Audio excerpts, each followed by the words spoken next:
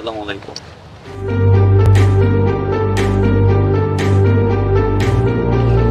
আসসালামু আলাইকুম। দেখেছিস সবাই আমাকে সালাম দিচ্ছে। সালাম দিবে না তার কারণ আমি হলাম চেয়ারম্যানের বোন, একটা সম্মান বলে কথা আছে। আর তোকে বলে কি হবে, কামলা। দাঁড়িয়ে কি দেখছিস, চল। আয় কামলা, আয় লেবার, এদিকে আয়। আমি হ্যাঁ তুই, আশেপাশে তো তোকে ছাড়া আর কাউকে দেখছি না, তার মানে তোকে ডাকছি, এদিকে আয়।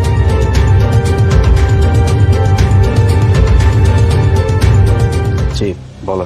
এই যে আমার ব্যাগটা দেখছিস, এই ব্যাগটা নিয়ে আমার বাড়ি পর্যন্ত পৌঁছে দিয়ে আয়, চল। আপনার ব্যাগ আমি নিয়ে যাব? হ্যাঁ তুই নিবি না তো কে নিবে? তোকে যেহেতু ডেকেছি তুইই নিবি।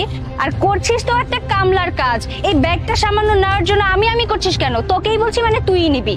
দেখেন ম্যাডাম, আমার নিজের কাজ আছে। আপনি এক কাজ করেন, ব্যাগটা আপনি নিয়ে যান। সামনে গেলে রিক্সা পাবেন, আর নয়তো অন্য কাউকে দেখেন। কি সামান্য একজন কামলা হয়ে আমার মুখে মুখে তর্ক করছিস? দেখ তুই আমার মুখে মুখে তর্ক করতে পারিস না। আমি তোকে একটা কাজ দিয়েছি মানে তুই একটা কাজ করবি, আর তার বিনিময়ে প্রয়োজনে আমি তোকে কিছু টাকা দিয়ে দিব। ম্যাডাম আমি তো আপনাকে বললাম যে আমার নিজের কাজ আছে। আমার কাজ আমাকে করতে দেন, আপনার কাজ আপনি করেন। সামনে যান, রিক্সা পেয়ে যাবেন, নয়তো অন্য কাউকে দেখেন। দেখ এবার কিন্তু তুই বেশি বেশি করছিস। তুই জানিস আমি কে, আমি কার বোন? আমার ভাই কিন্তু একজন চেয়ারম্যান, এই এলাকার চেয়ারম্যান। আমার ভাই যদি এই কথাটা জানে না যে তুই আমার কথা রাখছিস না, আমার মুখে মুখে তর্ক করছিস, তোর যে কি হাল হবে তুই বুঝতেও পারছিস না। চেয়ারম্যান, ঠিক আছে চলেন। যাক এবার লাইনে এসেছিস, ব্যাগটা নে।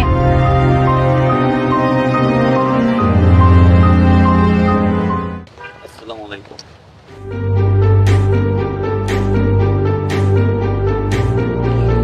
আসসালামু আলাইকুম। দেখেছিস সবাই আমাকে সালাম দিচ্ছে। সালাম দিবে না তার কারণ আমি হলাম চেয়ারম্যানের বোন, একটা সম্মান বলে কথা আছে। আর তোকে বলে কি হবে, কামলা। দাঁড়িয়ে কি দেখছিস, চল। ভাইয়া, ভাইয়া, এই যে ভাইয়া, তুমি কি বলো তো, সেই বাস স্টপ থেকে নেমে আমি এত দূর পর্যন্ত হেঁটে হেঁটে এসেছি এত বড় একটা বস্তা নিয়ে। আমি এত বড় ব্যাগ নিয়ে হাঁটতে পারি তুমি বলো? শেষমেশ একদম হাঁপিয়ে গিয়েছিলাম। আর তারপর এই কামলাটার সাথে দেখা হলো। এই কামলাটা যদি না থাকতো আজকে আমার অবস্থা পুরো নাজেহাল হয়ে যেত। ভাই আসসালামু আলাইকুম। ওয়ালাইকুম আসসালাম। ভাইয়া কি ব্যাপার, তুমি এই কামলাটাকে কেন সালাম দিচ্ছ? আমি তো সেটাই বুঝতে পারছি না। এক কাজ করো, ওকে 500 টাকা দিয়ে তাড়াতাড়ি বিদায় করে দাও, অনেক পরিশ্রম করেছে। আরে চুপ কর, কারে কি বলতেছিস? চুপ কর। আরে আরে উনি হচ্ছেন আমাদের এলাকার এমপি। কি এমপি মানে? হ্যাঁ, আমি এই এলাকার রানী এমপি। আপনার ভাই যা বলছে একদম ঠিক বলছে। কিন্তু আমি যে আপনাকে ওর রাস্তায় দেখছিলাম, আপনি কাজ করছিলেন, আর এমন একটা কামলার মতো পোশাক আশাক, আমি তো কিছুই বুঝতে পারছি না। চেয়ারম্যান সাহেব, আপনার বোনকে আপনি শহরে লেখাপড়ার জন্য পাঠিয়েছেন। পড়াশোনা হয়তো ঠিকই করতেছে, তবে তার মধ্যে কোনো শিক্ষার আলো আসে নাই, হয়তো এরকম কথা বলতে পারতো না। আপনি যেখানে আমাকে কাজ করতে দেখছেন সেখানে একটা বাড়ির কাজ হচ্ছিল, আর সেই বাড়িটা আমার নিজের বাড়ির কাজ আমি নিজে করতেছিলাম। হ্যাঁ, যথেষ্ট লেবার আছে, তারপরেও আমি যতটুকু পারি তাদেরকে সাহায্য করার চেষ্টা করি। দেখুন, আমি একজন এলাকার এমপি, আমার কাজ হচ্ছে জনগণের সেবা করা। আমি জনপ্রতিনিধি। মানুষের কোথায় সুবিধা হচ্ছে, কোথায় অসুবিধা হচ্ছে, সবকিছু আমার দেখা। আমি সবাইকে ভালোবেসে চলতে পছন্দ করি। আর এই যে আমার পোশাক আশাক নিয়ে কথা বলতেছেন, আমি এরকম পোশাক আশাকে অনেক কমফোর্ট, এটা আমার কমফোর্ট জোন বলতে পারেন। দ্যাটস ওয়াই আমি এরকম পোশাক আশাক পরি। আমিও কিন্তু যথেষ্ট এডুকেটেড। এইভাবে চলি বলে এই না যে আমি গ্রামের চাষাভুষা। গ্রামে থাকতে পছন্দ করি, গ্রামের মানুষের পাশে দাঁড়াইতে পছন্দ করি। সবার জন্য যদি আমি কিছু করতে পারি তাতে আমার অনেক ভালো লাগে। মানুষের জন্য করাটাই হচ্ছে আমার একমাত্র দায়িত্ব। যাই হোক, আপনি আমার পোশাক আশাক দেখে আমাকে বিচার করছেন, যেটা আপনার কাছ থেকে একদমই কাম্য নয়। আপনি একজন এডুকেটেড পারসন, আপনি মানুষকে বিচার করবেন মানুষের যোগ্যতা দেখে, মানুষের ব্যবহার দেখে। যাই হোক, অনেক কথা বলে ফেলছি, আমি তাহলে আজকে আসি। ভালো থাকবেন। ভাইজান, আমার বোনটা অনেক ছোট মানুষ, তো ভুল করে ফেলেছে, তাহলে আমি আপনার কাছে ক্ষমা চাচ্ছি, আমার বোনকে মাফ করে দিন। ইটস ওকে, কোনো সমস্যা নেই। উনি আমার সাথে যে বিহেভটা করছে এটার জন্য এখন আই হোপ সো উনি নিজেই গিল্টি ফিল করতেছে। ওনার জন্য আপনার আর আমার কাছে কোনো ক্ষমা চাইতে হবে না। তবে হ্যাঁ, বোনকে একটু শিক্ষা ঠিকভাবে দেবেন, কারণ এই শিক্ষাগুলো মানুষ পরিবার থেকেই পায়। পরিবার থেকে যদি প্রপার শিক্ষাটা পায়, তাহলে বাইরে গিয়ে এরকম ব্যবহারটা আর কোনোদিনও করবে না। আমি তাহলে আসি। না ভাইজান, বসেন, চা কফি খেয়ে যাবেন। ধন্যবাদ, অন্য একদিন আসবো। ভালো থাকবেন। নেহাত লোকটা ভালো মানুষ, যে জন্য কিছু বলে না। কি বলছে শুনছিস তো? এরপর থেকে মানুষকে সম্মান করা শিখে। ঠিক আছে ভাইয়া, নেক্সট টাইম থেকে আর এরকমটা হবে না।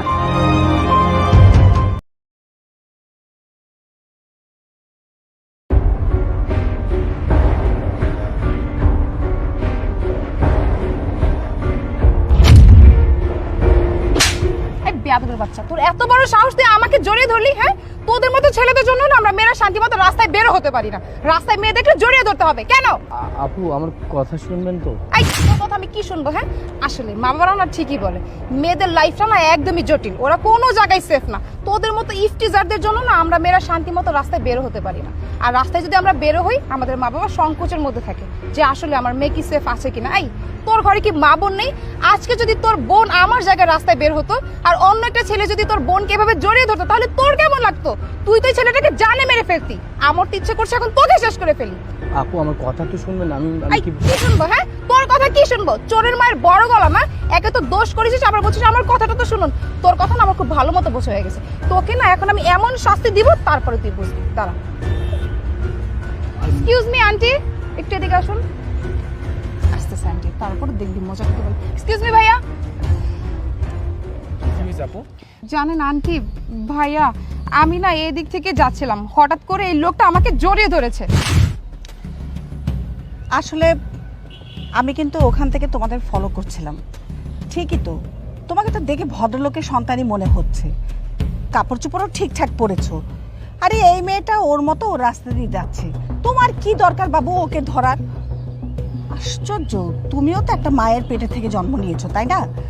তোমার কি এই জ্ঞানটুকু নেই, এই সম্মানটুকু নেই যে নারীদের কিভাবে সম্মান করতে হয়? আসলে তোমাদের মতো ছেলেদের জন্য এই বয়সে মেয়েরা রাস্তাঘাটে বের হওয়াটা একটা ইনসিকিউর ফিল করে। ঠিক আছে, কোথায় যাবে এই মেয়েগুলি? কিভাবে রাস্তাঘাটে হাঁটা চলা করবে? তোমরা যদি এভাবে একা একটা মেয়েকে পেলে যদি তোমরা গায়ে জড়িয়ে ধরো, তাহলে ওদের নিরাপত্তাটা কোথায় বলতে পারো? আরে আপু আমার কথা শুনুন। ভাই আমার কথা, এই তোদের মতো ছেলেদের জন্য আমাদের মতো ভদ্র ছেলেদের দুর্নাম হয়, বুঝছস? বাবার এই মেয়েটা যাচ্ছে যাক না, ওর সাথে এসব করার দরকারটা কি? তোর ঘরে কি মা বোন নেই? আরে ও তো ভদ্র বলে তোকে একটা চড় মেরেছে, তোকে তো সবাই মিলে গণপিটুনি দেওয়া উচিত। তুই যে আচরণ করেছিস, বুঝতে পেরেছিস? আন্টি এভাবে বললে না হবে না, ওকে না কঠিন শাস্তি দিতে হবে। আমি এখনই পুলিশকে ফোন দিচ্ছি। পুলিশ এসে একে যখন গণধোলাই দিয়ে থানায় নিয়ে যাবে না, তারপরে শিক্ষা হয়ে যাবে তার। তুমি একদম ঠিক বলেছো, এক্ষুনি ফোন করো। বাস করুন। কি শুরু করছেন আপনারা? পুলিশকে ফোন দিবেন না? আরে আগে আমার কথা তো শুনবেন। হ্যাঁ, আর ভাই আপনি আমার কথা শোনা নাই, জানা নেই, আপনি আমাকে ঠাস করে একটা থাপ্পড় দিয়ে দিলেন, তাই না? আরে আপনিও তো একটা পুরুষ মানুষ, তাই না? জানার দরকার ছিল আসলে কি ঘটনা ঘটেছে এখানে। আর আমি একটা মেয়েকে কি করলাম না করলাম না জেনে আমাকে থাপ্পড় মারলেন। ও মেয়ের কথা শুনতে হয়, তাই তো? আগে মেয়ের কথা শুনবেন, তারপর ঠাস করে মেরে দিবেন। আমার কথা শোনার কোনো উচিত নেই, তাই তো? আরে আমি কেন করেছি এটা আপনি জানেন? কেউ তো জানেন না। আর আন্টি আপনি না আমাকে বলেছেন যে আমি ভদ্র ছেলে। হ্যাঁ, আমি না বড় ভদ্র, তাহলে ভদ্র ছেলে কি কখনো এরকম করতে পারে? আপনার কি এতটুকু বুঝ নেই যে আমি এটা করতে পারি কি না? কেন করেছি জানেন? নিচে দেখুন। আরে এটা তো ব্ল্যাক ম্যাজিক। হ্যাঁ, এটা তো ব্ল্যাক ম্যাজিক। আর আপু এরকম ব্ল্যাক ম্যাজিকে আমার বড় বোন পাড়া দিয়ে এখন রাস্তা রাস্তা ঘুরতেছে পাগল হয়ে। আপনি এই ব্যাপার কিছু জানেন না?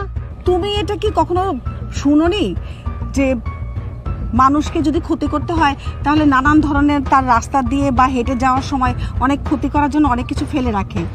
হ্যাঁ, এটা ব্ল্যাক ম্যাজিক, আমিও তাই বলছিলাম। আর এই ব্ল্যাক ম্যাজিক থেকে বাঁচানোর জন্য যখন ওনাকে হাত ধরে টান দেই, তখন উনি আমাকে জড়ায় ধরে। আসলে আমি বিশ্বাস করুন, আমি জেনে কোনো কিছু করিনি।